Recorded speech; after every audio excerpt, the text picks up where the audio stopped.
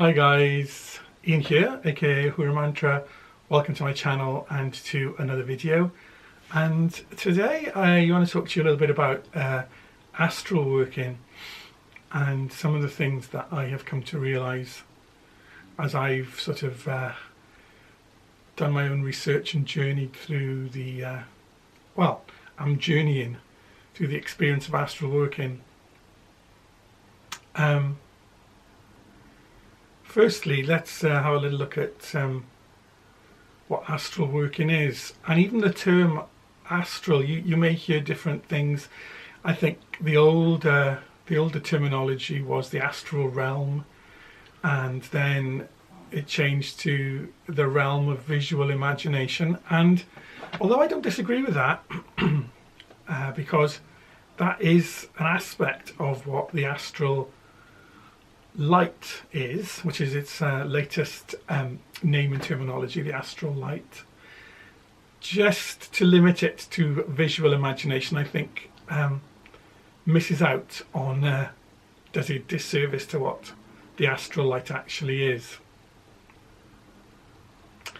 And of course, to work in the astral light will mean different things to different people. And there's the the old sort of style idea of astral projection, and I'd like to kind of go into it a little bit more deeply than that, because we do project something, but it isn't like the old idea of disembodying yourself and going off on a jaunt. Well, it can be, but let's take it a step at a time. Now, for the Kabbalist amongst us, you'll know that the astral light is the realm of Yesod, or part of the realm of Yesod. And yeah, we need to be mindful, don't we, that the tree of life can be applied at different levels.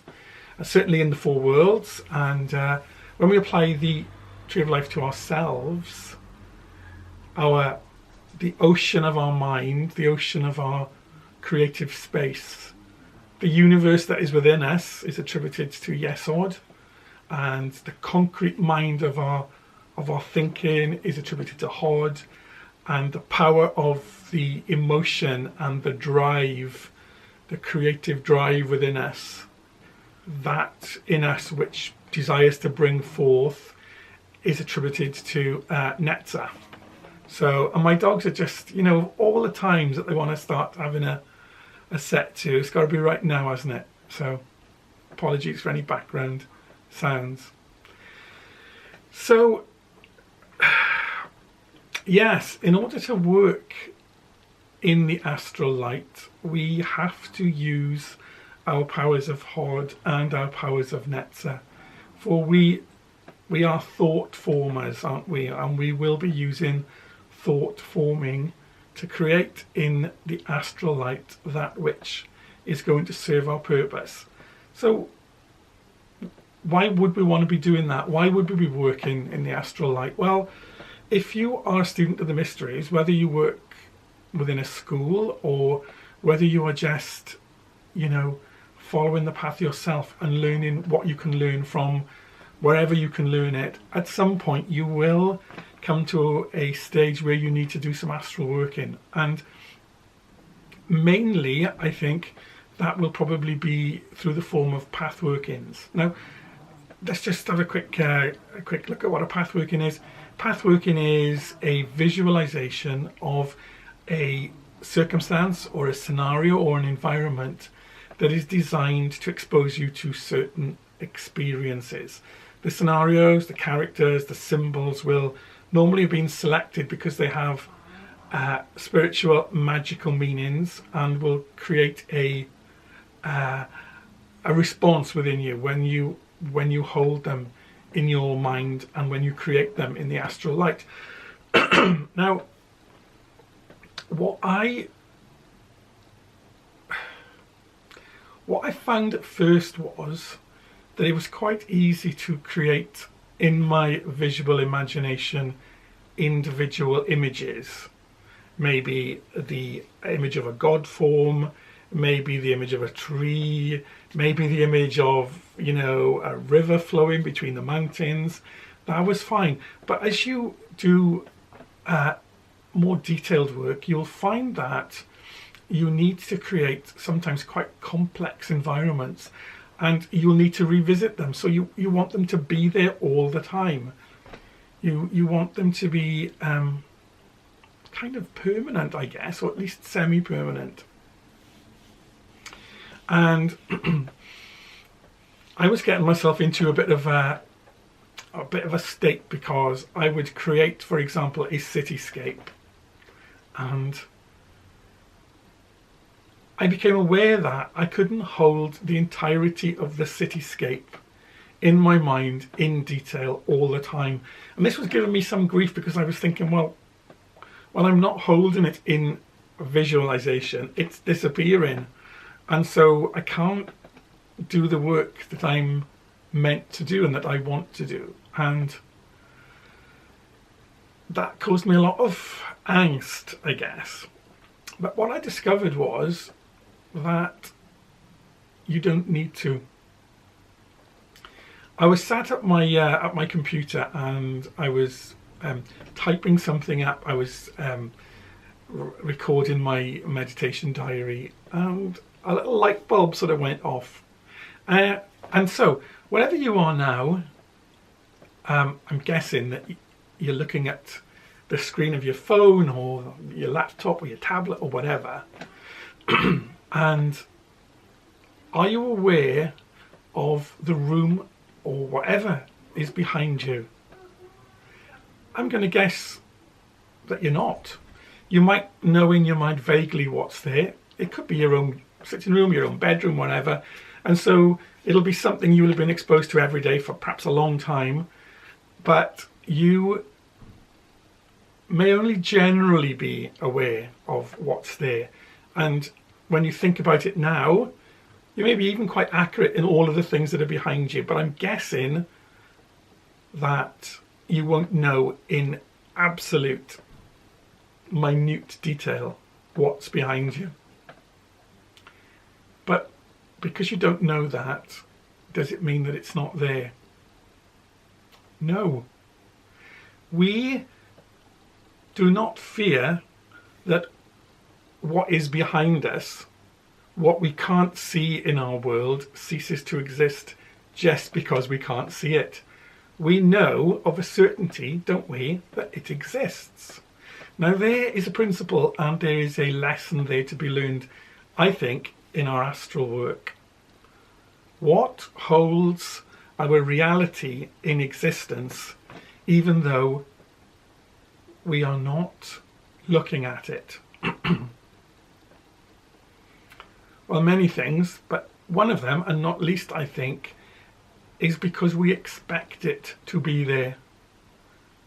The full force of our mind believes that our world exists even though we can't see it. Now, if you disbelieve that, I just want you to think how you would feel if you were to get up from whatever you're doing now and turn around so you're facing behind you and there was nothing. There was just nothing. How would you feel? I'm guessing astonished, terrified, amazed. You would be shocked, wouldn't you, to the very core of your being. Why? Because such is your belief that it would be there when you turned round. So even though you're not thinking about it, your absolute certainty is that your world exists. The room behind you, the street behind you, the country that you live in exists even though you can't see it. And I've realised that so it is with astral work. Now, what is important is you must build your astral scenario first, and you must build it in great detail, because in our everyday world, when we look behind us, our eyes rest on what it is that's behind us, we see it in great detail, don't we? Well, we must be able to do the same thing in our astral world. But once we have built it, once we have determined that it exists, we can be confident that it will exist when we're no longer looking at it, because we must expect it to. We must believe it will, and we must be able to remember our world so that when we return to a scene, we know the general shape of it, the general layout of the city, the general layout of the house. But we don't need to be able to hold it in our mind in detail all of the time, only when we look at it. So imagining I'm in my astral world now. Say I'm in a house, perhaps, and I'm in a bedroom. Okay, I'm not going to be able to hold in absolute detail everything that is in that bedroom. What should be in detail is what I am looking at now. And as I turn in my astral world, what is there comes back into focus. And in the same way that we become familiar with a house through being in it, through being exposed to the images within it, the same thing happens in the astral light. So what I found for myself is, if I'm creating a house, for example, or a castle or whatever, I build it in as much detail as I can. I remember certain rooms that are within it. I remember what is in that room. And then each time I visit, as I move around it in my mind, those things which were not crystal clear when I was looking in this direction become crystal clear through familiarity, through recalling them time and time and time again. But I determine I have created it, therefore it exists in the universe of my mind. Now that's helped me greatly. But what it's taught me is the absolute essential requirement to be able to build clear thought, to be able to visualize very clearly what it is you want to exist. A clear picture, a very clear concept, and using our netza creative powers to pull it out of nothingness into existence in the universe of our mind. Because we are creators, as is the divine nature is within us. The nature which created existence is within us. We are creators. We can do it. And the more we do it, the more practice we become at it, the easier it becomes. Yeah, fascinating place. The astral light.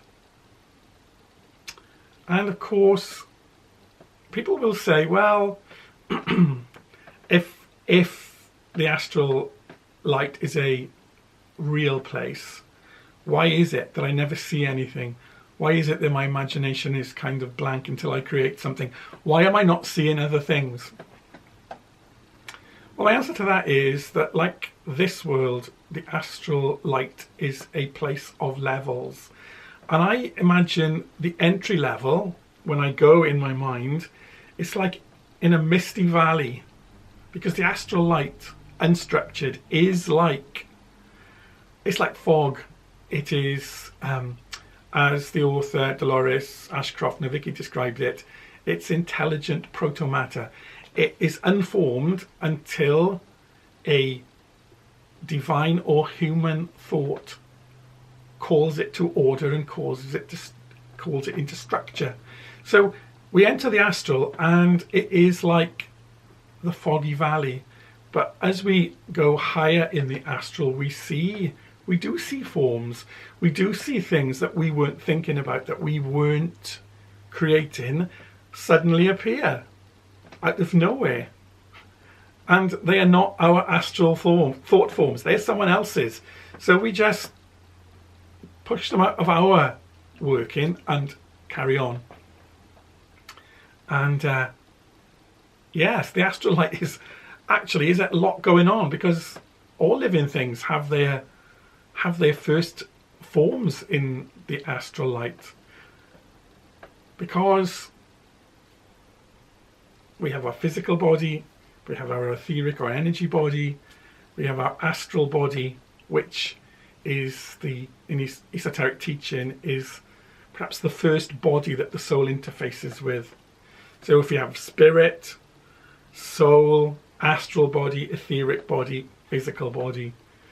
So the more adept we become at entering and working in the astral light, the more we will begin to see things other than our own creations. Yeah. Anyway, I think that's what I wanted to say. I think that's what I wanted to share with you. Coming to these conclusions, it's made a big difference to my own work.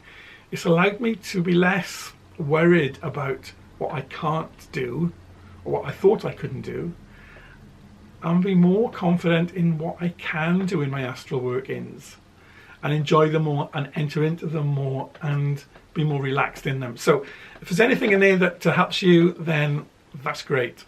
And yeah, I'll speak to you guys soon. Thanks for watching, and bye for now.